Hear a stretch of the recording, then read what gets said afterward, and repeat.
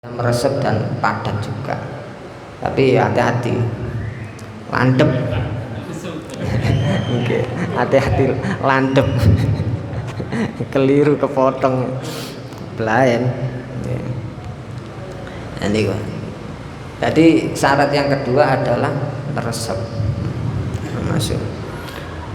Terus syarat yang ketiga itu batunya harus suci, harus suci.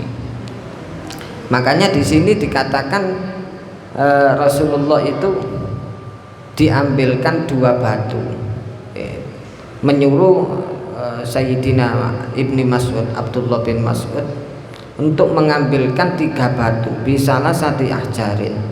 Tapi fawajadtu hajaraini, tapi Imam Ibnu Mas'ud itu cuman mendapatkan dua batu saja.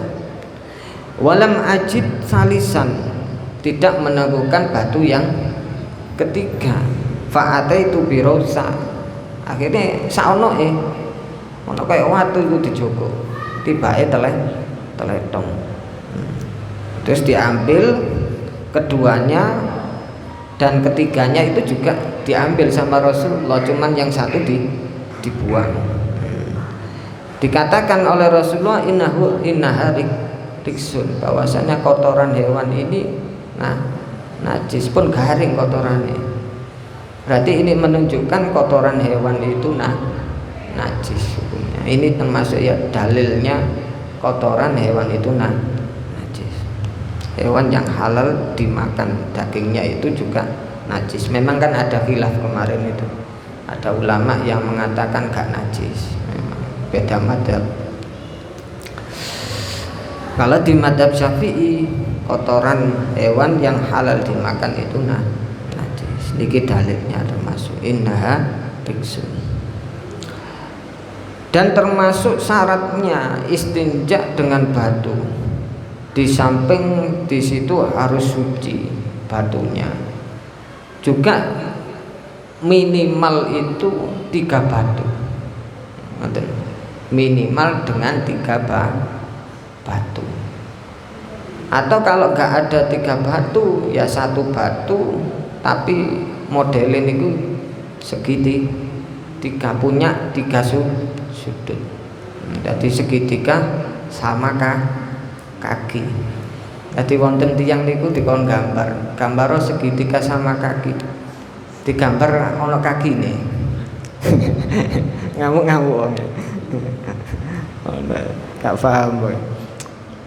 Jadi 1 batu tapi punya 3 sudut juga cukup. Atau tisu juga bisa, 3 tisu atau 1 tisu dibuat model 3 sudut. Kalau memang nggak melebar, nggak melebar, kadang kan ngerembes lah susu, napa tisu. Tadi niku cewek damel tisu lah saat ini, batu wis kano, kangelan ya batu, kecuali lek di luar ngoten niku. Tapi sekarang lek pergian mesti sangu tisu. Jadi kalau pakai tisu, niku diusahakan caranya gimana. Misalkan napa namine wonten tata carae. Misalkan pipis nggih. Ya, ceweke ndamel tisu. Ya napa carae? Misalkan niki tisu, nggih dilempit sampai lempit. Sampai lempit ngeten. Ngeten. Sampai lempit ngeten, sampai ndamel 3 lah. Soalnya lek tisu niku kan biasanya melebar. Ndamel 3 sampai nyekelin niku tangan kanan. Tangan kanan, tangan kiri buat megang nikune nggih. Pun semerat nikune kowe. Nikune. Nah, taman megang nikune nggih. Lah niki tangan kanan niki kan gak boleh megang dengan tangan kanan, kan nggak boleh. Nah, wonten adabe. Nah, tangan kanan ini cuman nggak boleh digerakkan. Yang digerakkan itu yang tangan kirinya. Itu serang ngeten. Nanti tangan sing tengen niki diam. Pegang di tisu niki digerak-gerakkan ngeten. Niku carane. Jadi enggak mengikuti, enggak tangan-tangane sing ngeten, tapi niku sing tangan kiri sing napa munyeraken niku. Jadi intinya tangan kanan yang pegang tisu ini enggak bergerak, yang bergerak cuma tangan kirinya. Enak, lek ten tembok ya napa enggak bergerak. Ya mboten napa. Enten tembok, tapi pun temboke musala. Nggih. Repot. Jadi tiga batu atau tiga tisu syaratnya paling sedikit nih. Dan juga syaratnya juga adalah di dalam kitab fikih itu tadi nopo padat ya, meresap, terus suci batunya, kemudian dengan menggunakan 3 batu ya. Terus di situ ada syarat napa namanya enggak melebar. Jadi syaratnya niku taumul mahal. Yang keempat niku taumul mahal, merata. Jadi sakit merata. Kalau nggak bisa merata, ya misalkan batunya kecil atau tisunya kecil, kan nggak bisa merata. Nah, jadi intinya alatnya itu bisa meratakan tempat yang keluar najis. Dan juga yang kelima itu syaratnya adalah tidak berpindah najisnya dari tempatnya niku. Ya nek mencret kan berpindah. Nah niku mboten saged. Atau pipis ndelewer ngoten niku. Nah niku mboten saged malih damel tisu. Nggih. Damel batu enggak boleh. Ya, syarat yang keenam najisnya niku napa namanya mboten garing. Mboten garing.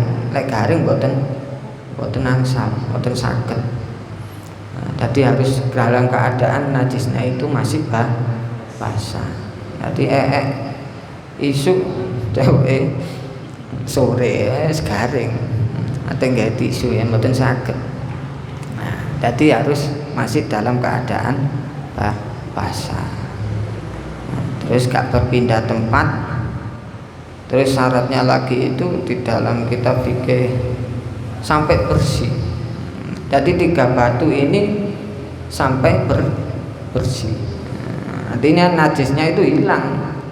Bekas najisnya sudah hilang dengan 3 batu.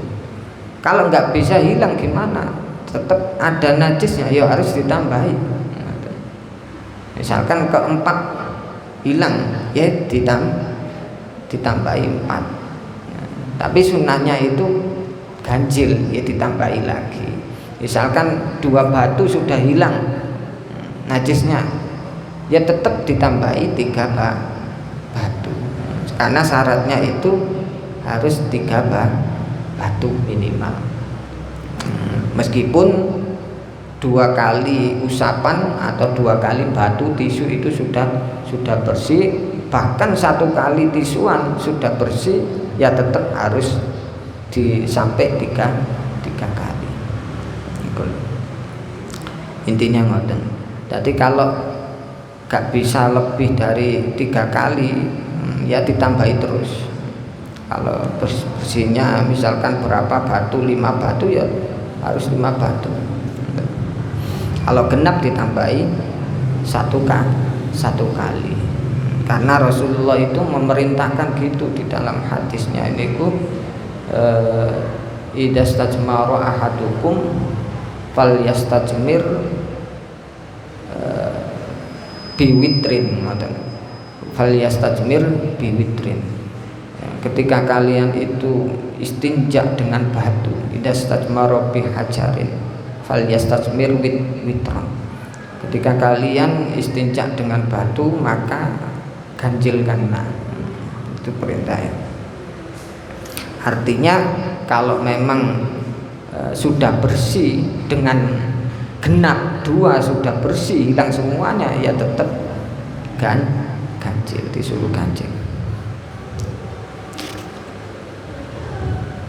Pun iku syarat-syarat istinja dengan batu atau di tisu. Niku syaratnya. Kalau dengan air digabung dengan air ya gak perlu syarat-syarat gini. Tapi lek sampean istinjae dengan tisu tok atau batu tok niku baru wonten syaratnya wonten niku wae. Tapi lek digabung dengan air gak perlu syarat. Nah, niki buktine iktini bihoiriha. Datangkan batu yang lainnya selain apa namanya? Selain kotoran itu. Nanti kan diambilkan 3 batu. Yang 2 batu temenan batu, yang 1 kok kotoran kan, kok yang 1 dibuang kali Kanjeng Nabi. Berarti kurang 1. Nah, ini menunjukkan bahwasannya istinja itu minimal dengan 3 batu. Karena Rasulullah menyuruh mengambilkan lagi 1 batu. Lek gak nyuruh berarti kan 2 batu. Nah, ini disuruh lagi ngambilkan iktini bihoiriha di dalam hadis yang lain. Pun An Abi Hurairah, ini terusane nggih ada hubungannya. An Abi Hurairah radhiyallahu anhu, dan riwayataken saking Abi Hurairah anna Rasulullah satemene Rasulullah sallallahu alaihi wasallam iku naha nglarang sapa Rasulullah ayyustanjah nyento istinja apa bi admin kelawan gawe balung aurausin utawa teleton. Jadi Rasulullah melarang kita itu istinjaknya dengan tulang atau kotoran hewan yang kering ngoten niku ya gak boleh. Atau gak kotoran sesuatu sing mulia. Sesuatu yang bisa dimakan kayak roti ngoten niku. Roti mentang-mentang bos roti kebelet wis akhirnya tolek-tolek tisu gak ana rotine digawe. Niku kan termasuk ya benda padat yang nyerep. Tapi dimuliakan nggak boleh dibuat. Termasuk juga kotoran, balung, tulang itu nggak boleh karena tulang itu makanan jin. Seakan gini jinnya, ya, panganan jin. Jadi kita beri wonten panganan jin, ya dipangan jin ambu ngono ngamuk-ngamuk jine. Aurosin utawa teletong. Nah, ini enggak boleh karena teletong itu najis. Wa qala lan dawuh sapa Kanjeng Nabi innahuma la yutahhironi. Innahuma sak temene karone balung niku wau kali kotoran iku la yutahhironi ora bisa nyucikaken apa karone balung kotoran. Itu tulang itu gak bisa mensucikan karena tulang itu berarti kan syaratnya itu harus bisa meresap. Nah, syaratnya yang dipergunakan itu bendanya harus bisa meresap batunya. Nah, termasuk balung kan boten saged meresap halus, berarti nggak bisa mensucikan. Kalau yang kotoran kan jelas najis gak bisa dipakai. Masuk syaratnya diambil dari hadis-hadis yang ini juga dan hadis-hadis yang lain banyak juga dalam masalah istinja bil hajar atau pakai tisu. Terus naik.